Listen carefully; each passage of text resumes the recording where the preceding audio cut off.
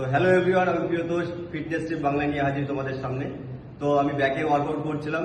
তো last good morning perform করছি। Good morning এর বেনিফিট হচ্ছে যদি কেউ হেভি ওয়েটে স্কোয়াট কিংবা ডেডলিফট মারতে চায় তাদের জন্য গুড মর্নিং বেস্ট।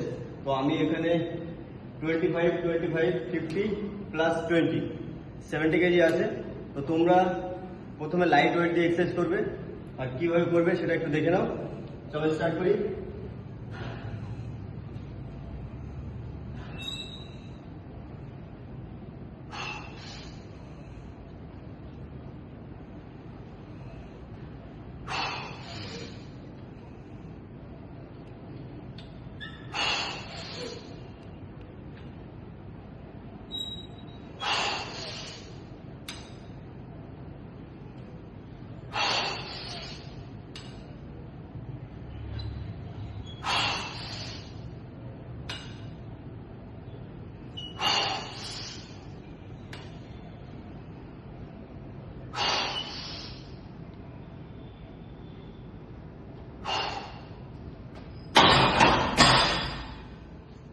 তো গুড মর্নিং এর বেনিফিট তোমাদের আগে বলেছি।